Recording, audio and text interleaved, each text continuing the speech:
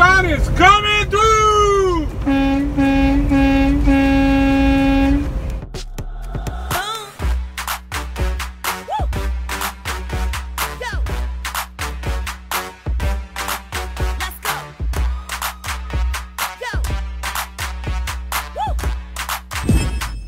Hey guys, welcome to Driving with John.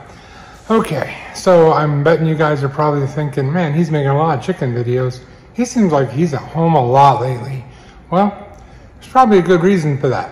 So I'm gonna make a series of 3 videos. This will be my first one, basically explaining what happened.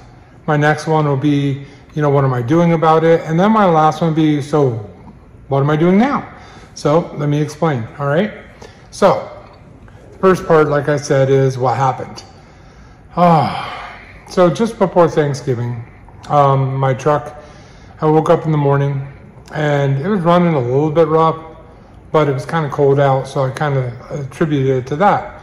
As I started driving down the highway, it started like running a lot worse, and I realized there was something wrong.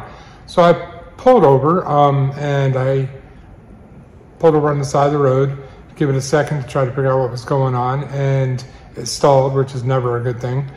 And then I figured out that there is a truck stop a couple exits up. So I got my truck started again. It was running really rough, and I just took it real easy down the side of the road to get to the truck stop because it's a lot cheaper than getting towed, you know what I mean? So as I'm going up the ramp to get to the truck stop, all of a sudden this loud whistling sound starts happening out my passenger side of my truck.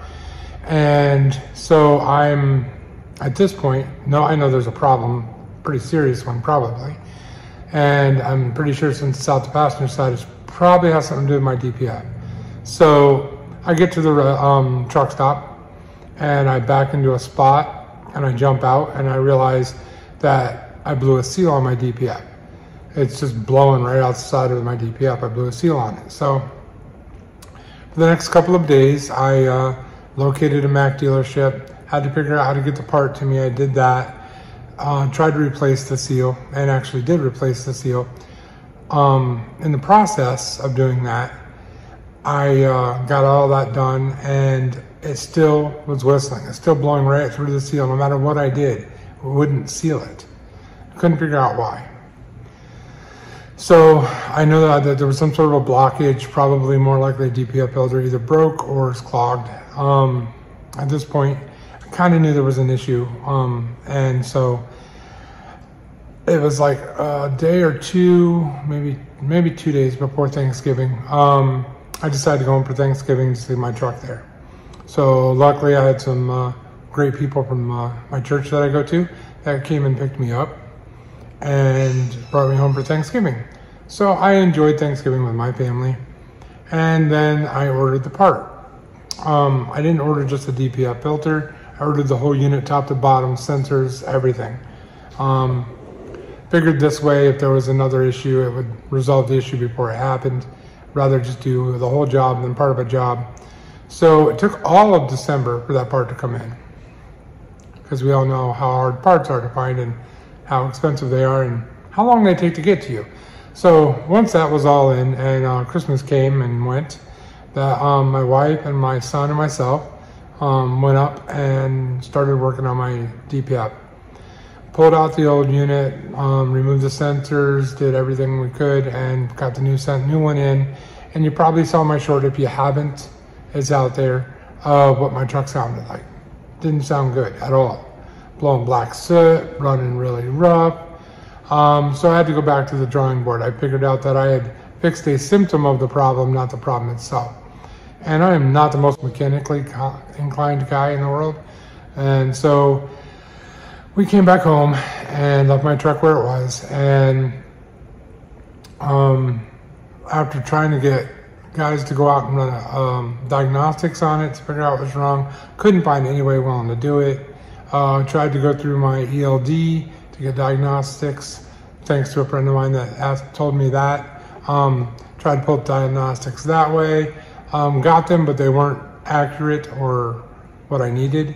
So eventually, about a week and a half, 2 weeks later, got to the point where I'm like, look, I don't have any other choice. So I went ahead and had it towed. down to a Mack dealership where the truck was, and a couple of days of diagnostics, and come to find out, I have all my injectors are bad and my turbo went. Now every trucker that's watching this goes, oh my, because they know what that means. But if you're not a trucker, I'll explain it to you. Just to replace injectors, you're usually talking $3,000 in parts, ish, could be more, could be a little less.